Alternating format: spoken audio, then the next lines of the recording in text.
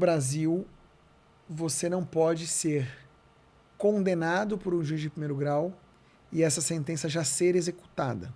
Ou seja, o sujeito ir preso em razão da condenação. Tá. Nem de primeiro, nem de segundo, né? Nem de segundo também? Porque precisa do trânsito em julgado. Já deve ter ouvido falar essa palavra. Já. O que é? Trânsito em julgado da sentença. O trânsito em julgado se dá quando não tem mais o que fazer. Recurso e... Não tem. Já tentou todos os recursos, já pediu todas as esfirras e só veio isso aqui. Não vai dormir hoje. Trânsito em julgado. Esse é o trânsito em julgado. Entendi. É isso, né? Por que que isso é uma puta jabuticaba? Só tem no Brasil. Esse dia eu falei isso, um amigo meu que mora na China tinha uma foto de uma jabuticabeira. Sério? Mas não é original de lá, né? Não era original, foi só pra Tá. sacanear. Por que que é assim, né? Na nossa Constituição, vigora, como em qualquer Constituição de qualquer país desenvolvido, o princípio da presunção de inocência. Então, até que alguém fale que o Vilela é culpado, ele é inocente. Claro que você pode ser preso antes, porque você pode ser um cara perigoso. Você pode estar sendo acusado de ter matado um cara que comprou uma mini esfirra, mas continuar ameaçando outras pessoas e tal. O irmão dele, por exemplo. O irmão dele, né? O coitado do Lucas, Max, nada a ver com o negócio. Pode acontecer. Você vai ficar preso cautelarmente. É uma prisão provisória, preventiva, no sentido de prevenir a sociedade das maldades do Vilela. Entendi. E tudo bem, acho que todo mundo entende isso. Ou o cara pode viajar, sair do país? Fugir, né? Então ele impede a aplicação da lei penal. Tem nome feio pra tudo isso, mas é isso aí que você falou. Isso não tem discussão, é assim em qualquer lugar do mundo, é assim no Brasil também, tanto que tem muita gente que fica presa preventivamente um tempo. Foi muito discutido no caso Lava Jato essas prisões preventivas. Por causa da delação premiada que vem na sequência. Se era uma espécie de tortura pro cara... Pois é, a gente pode falar disso. Bom, vamos falar. Mas explicando as instâncias, então a Constituição fala, olha, só que a redação da nossa Constituição... Onde você trabalha é que instância? Isso que eu não entendo. Primeira. Tá. Que é juiz primeira, desembargador segunda, ministro, STJ, Seria STF. terceira. Tá. Então falou juiz, é primeira. É primeira. Pô, isso já ajuda onde a coisa acontece, né, cara? Onde a coisa acontece. É o lugar mesmo. É o lugar. Depois reformam tudo. Depois vem lá em cima e bagunça tudo. Faz parte. Tudo faz parte. O sistema que funciona assim. A Constituição brasileira, ela fala assim, quando ela vai falar da presunção de inocência, ela fala, ninguém pode ser considerado culpado até o trânsito em julgado da sentença. Então não fala até o cara ser condenado, fala até o trânsito em julgado da sentença. Aí, trânsito em julgado, você fala, cara, quando não cabe mais nenhum recurso, né? Só que isso já mudou de interpretação várias vezes no próprio Supremo. Quem vai dizer o que a Constituição fala, no fim do dia, é o Supremo. É o Supremo. A guardião da Constituição. Palavra final. É o carimbo final. Indiscutível. Isso é indiscutível. E o Supremo primeiro dizia que trânsito em julgado era quando não couber mais nenhum tipo de recurso, nem pro Supremo. Tá. Então o cara perdeu o recurso pro Supremo, prazo, não recorreu, o cara pode simplesmente não recorrer, né? Perdeu o prazo. Ou recorreu, mas o recurso não colou. Não tem mais nenhum recurso, trânsito em julgado. Executa a pena de prisão que estava na sentença. Depois o Supremo mudou de ideia e falou assim, não, quando fala de trânsito em julgado, a Constituição está dizendo assim, trânsito em julgado é quando não cabe mais nenhum recurso ordinário.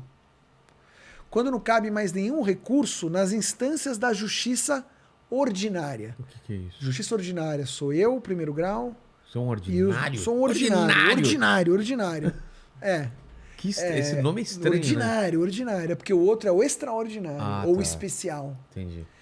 Então, basicamente, ficariam 2 graus aqui. Primeiro grau, juiz. Segundo grau, desembargador. Então, se o cara nessa esfera já é considerado culpado. Se o cara não conseguiu reverter no tribunal, então ele foi condenado pelo Eric. Ele apelou.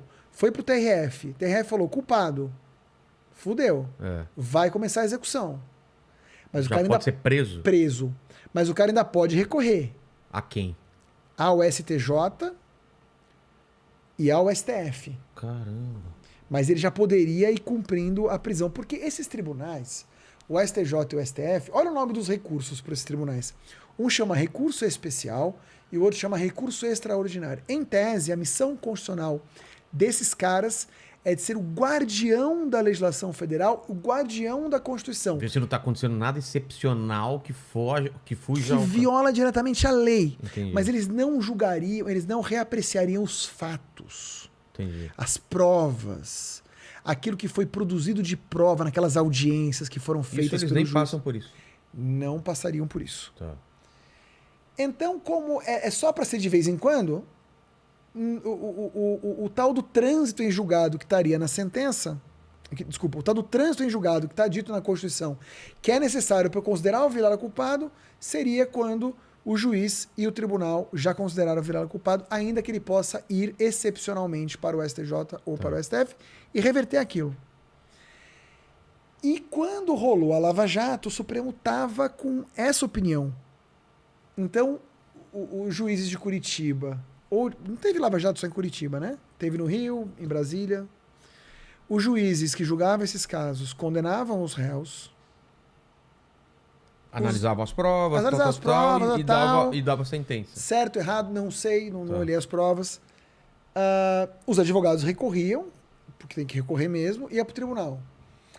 Chegava no tribunal, o tribunal mantinha a decisão do juiz. Falava, não, o juiz está certo. O tribunal é o desembargador. É o desembargador. Tá. Ele confirmava. No caso da Lava Jato, quem era? Eram desembargadores... dos casos do Moro, eram desembargadores do TRF da 4ª região, que é aquele do Sul, que fica em Porto Alegre. Tá. É um conjunto de juízes, né? Não é um juiz só. Ah, tá. Entendi. É um julgamento colegiado. Os caras confirmavam alguns, não confirmavam outros. Os que eles confirmavam, então o cara já podia ir pra cadeia. Entendi. Certo? Depois, com a mudança de composição ali do Supremo e tal, o Supremo... Porque esse entendimento sempre foi muito polêmico. Porque, veja, eu levei um tempo para te explicar. O que significa que é complicado mesmo. Quando mudou um pouquinho a composição dos juízes lá do Supremo, um aposentou, o outro entrou e tal. Como estava assim, era por um voto que eles achavam isso. Eles mudaram o entendimento. Então, hoje no Brasil, a não ser que eu acho que você é perigoso e eu tenho que te prender preventivamente para você não cometer outro crime ou fugir, você não terá sua pena executada, a pena que eu te condenei em primeiro grau. Não, mas isso agora, né? Isso agora, Tá. porque mudou. Mudou quando? Mudou há uns anos. Ah, tá. Uns 2 anos, sei lá. Tá. Você tem que ser condenado em todas as instâncias. Então não pode mais caber nenhum tipo de recurso. Nenhum. Problema. Às vezes, demora muito para passar por todas essas instâncias. Mais anos, né? Às vezes décadas. Décadas? Às vezes décadas. No meio do caminho, às vezes ocorre a tal da prescrição. Que é o que está acontecendo com o Lula agora, se eu não me engano, né?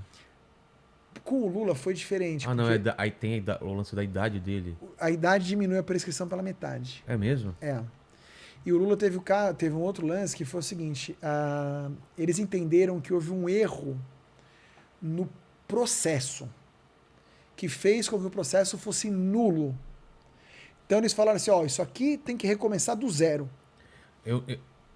Mas os caras não falaram assim, isso daqui tá... eu vou tirar todo... Ele não tá inocente, eu só quero que volte ao estaca inicial. Isso porque fizeram errado. Então o Lula não pode falar que ele foi inocentado.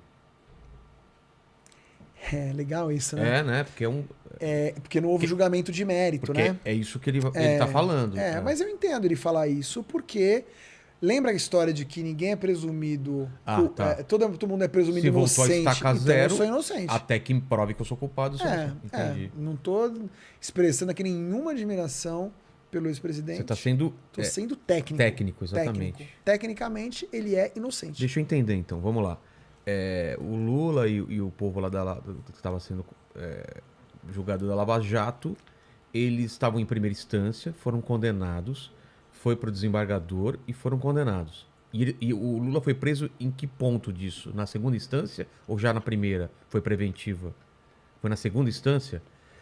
E aí ele ficou preso um bom tempo e ele saiu por quê? Porque o Supremo mudou o entendimento.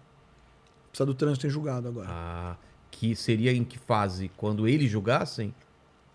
Quando eles julgassem. E julgaram e voltou pra estaca zero. Anularam tudo. Uhum. E aí agora, um outro Moro da vida, um outro juiz tipo Moro, que vai pegar esse caso e reanalisar, pode chamar ele de novo pra depor, Vai ter que tudo. começar tudo do zero. É mesmo?